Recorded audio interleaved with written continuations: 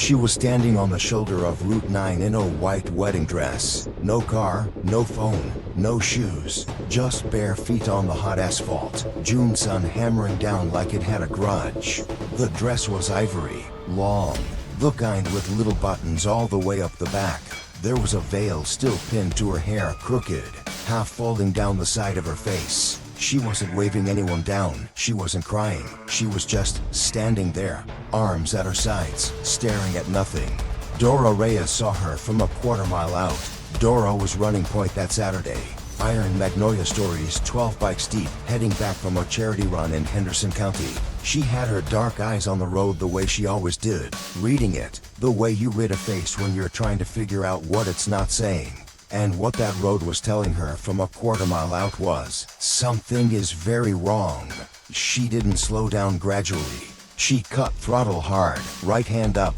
The signal every rider behind her knew without thinking. Stop, now. 12 bikes pulled over in under 30 seconds. Dora was off her bike and walking toward the woman before the last engine cut out. She was young, 26, maybe 27.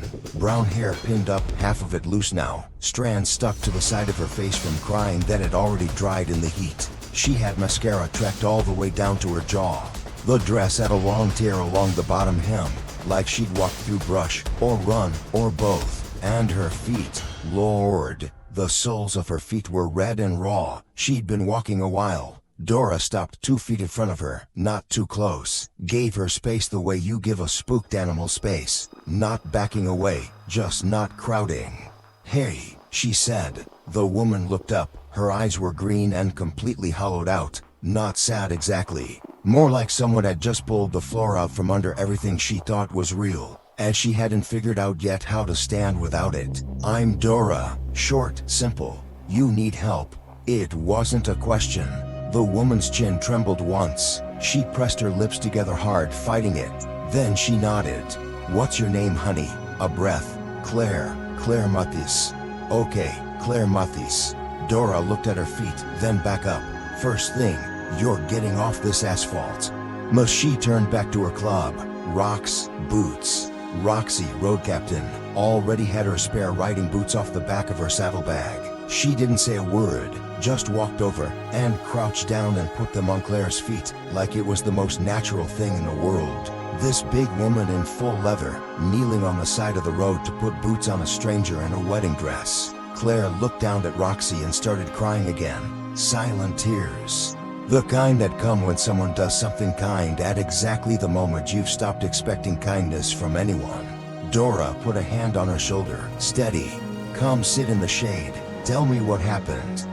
They sat on the guardrail in the shadow of a highway overpass. 12 women finding spots nearby. Some standing, some crouched, all of them listening without looking like they were listening. That was an Iron Magnolia thing. You made people feel like they had privacy, even when they didn't. It was a skill. Took years to learn it. Claire talked. The whole picture came out in pieces, the way it always does when someone's been through something and hasn't had anyone to tell it to yet. His name was Marcus Hill. They'd been together 4 years, engaged for 1. The wedding was that morning. First Methodist Church in Carver Falls, 11 o'clock, 230 guests, the whole thing.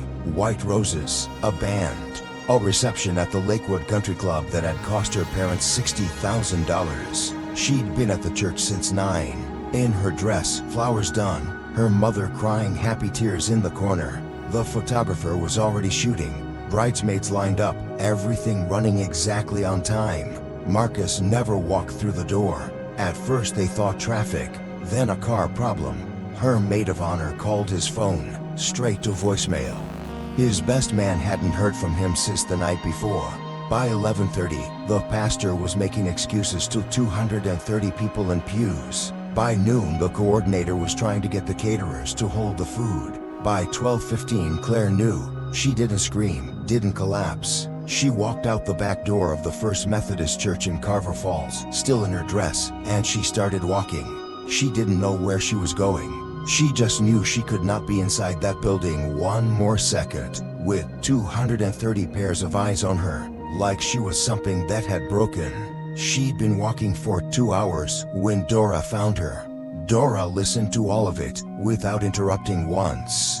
When Claire finished, the overpass was quiet, except for the occasional semi-blowing past on the highway above, shaking the concrete. Dora was quiet for 3 seconds. Then she said, "You got any idea where he is?" Claire blinked. Like that hadn't occurred to her yet, that he was somewhere, that there was a location. His apartment maybe. He still had his apartment. He said he'd give it up after the honeymoon. Dora nodded slowly. Something in her dark eyes had gone very still, and very focused, the way they did when she was working something out. The women nearby noticed it. They'd seen that look before. It meant Dora had already decided something. She just hadn't said it out loud yet. He got family in town. His brother, Danny, they were supposed to. Claire stopped. Something crossed her face. Danny didn't show up to the ceremony either. Dora looked at her for a moment. They close. Marcus and Danny. Best friends. Claire's voice had gone flat. Inseparable. Dora stood up, pulled her phone out of her jacket pocket. "You got Marcus's address." What happened next? Claire told that part of the story for years afterward, at every table, to every person who asked. She said it was the moment she understood that the world contained a category of person she had not previously known existed. Dora didn't make a speech, didn't ask the club for a vote. She walked back to her bike, said 4 words to Roxy, and Roxy nodded and started moving. Within 60 seconds, the whole club had reorganized. Beck stayed with Claire. The other 10 bikes, including Dora's, pulled out onto Route 9 heading toward Carver Falls. 12 minutes later, they were outside a beige apartment complex on Soda Street, with a pool that hadn't been cleaned since April, and a parking lot with exactly one familiar vehicle in it, a white Ford F-250 with a "Just Married" sign still zip-tied to the tailgate. Somebody had gotten excited, somebody had gotten the signs ready, and then somebody had changed their plans. Dora looked at the truck for a long moment, then she looked at the second-floor window with the light on. Then she pulled her helmet off, hooked it on the handlebar, walked to the building entrance, found the buzzer for 2C, and pressed it. Silence. She pressed it again, held it for 5 full seconds. A man's voice crackled through the intercom, thick, groggy, like he'd been asleep or was pretending to be. "Who is it?" "Maintenance," Dora said, flat, easy. "So got a water issue in the unit below you." A pause. Then the door bust open. She took the stairs. She knocked on 2C the same way she did everything. Direct, no hesitation, 2 solid reps. The door opened, and Marcus Hale stood there in jeans and a t-shirt, no jacket, no tie, no tuxedo, like a man who had never had anywhere to be. He was 30 years old, decent looking, in the way that men are sometimes decent looking, in a way that ends up meaning nothing. He looked at Dora, at the Iron Magnolia patch on her chest, at the leather, at the expression on her face. And his own face went through 3 things very fast. Confusion, recognition, not of her specifically, but of the category of problem she represented. And then a very particular kind of guilt that told Dora everything she needed to know before he said a single word. "Can I help you?" he said. His voice was controlled, practiced. The voice of someone who thought he could manage his way out of this. "You Marcus Hill? Yeah. You had a wedding today." Not a question. He knew she could see it. He shifted his weight. That's a private matter. "Claire Mathis is on the side of Route 9 in a wedding dress with no shoes," Dora said. No heat in her voice, just facts, delivered like a road report. "Been walking 2 hours in June heat, feet are torn up, she didn't know if you were alive." Something moved across Marcus's face. Shame maybe, but not enough, not nearly enough. Because instead of stepping aside, instead of reaching for his phone, instead of doing a single thing a decent person does when confronted with the consequence of what they've done, he straightened up and said, "I'll reach out to her. This really isn't." "Where's Danny?" Dora said. Dead stop. Marcus's face didn't move, but his eyes did. One quick flick to the left, down the hallway behind him, before he could stop it. Dora had been reading people for 41 years. She didn't miss it. She looked past him, down the hall, at the second door on the left, which was closed. And then a lot of things became very clear, very fast. She looked back at Marcus. He was looking at the floor now. "Oh," she said quietly, not anger in her voice, something worse than anger. The particular quiet of someone who has just understood something terrible, and is now deciding exactly what to do about it. She didn't go in, she didn't need to. She'd already seen enough. She stepped back from the doorway, and looked at Marcus Hale for a long moment. The way you look at something you're deciding how to handle. He was still looking at the floor. He couldn't seem to stop. "Here's what's going to happen," Dora said. Her voice was low and even, the kind that carried without being raised. "You're going to call Claire, right now in front of me, and you're going to tell her the truth, all of it, every word of it, not a version of it, not the parts that make you look less bad, the truth. I'm not asking what you think." She took one step forward, not threatening, just close enough that he had to look at her. He looked at her. "I found your girl on the side of the road in 100-degree heat because you didn't have the courage to have one conversation. You owe her the truth, that's the floor. That is the absolute minimum of what you owe her, and you're going to pay it right now." Marcus opened his mouth, closed it, reached into his pocket, pulled out his phone, made the call. Dora stood in the doorway of apartment 2C on Sutter Street, and listened to Marcus Hale tell Claire Mathis the truth. It took 11 minutes. She didn't hear Claire's voice, just the silences on Marcus's end, where her responses would have been, and the way his shoulders changed shape as the call went on, sinking lower and lower, like something being released, like a man who had been carrying something he didn't know how to put down, and had finally been shown the ground. When it was over, he hung up and stood there looking at the phone in his hand. "She okay?" Dora asked. He exhaled. "She said she figured it out, walking. She said she walked 2 hours and figured it out, and she just needed to hear me say it." He paused. "She said she wasn't angry at me." Dora looked at him. "She's a better person than I am." She turned and walked back down the stairs.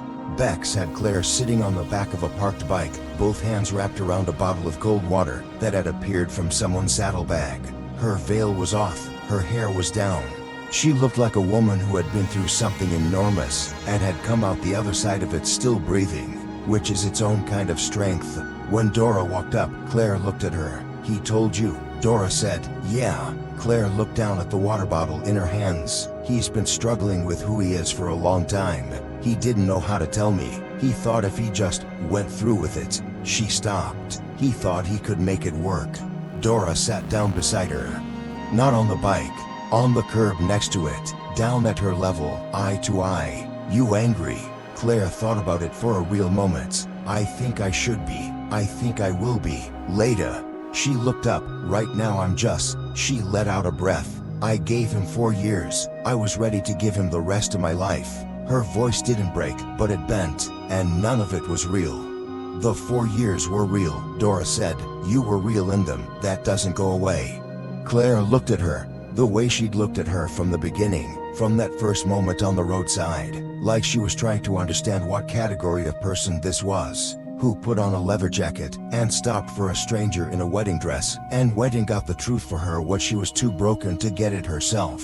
"Why did you do all this?" Claire asked. "You don't know me." Dora was quiet for a moment. "I was 23, she said finally, standing outside a courthouse. "Just found out something that rearranged everything I thought I knew about my life, and nobody stopped." She looked out at the road.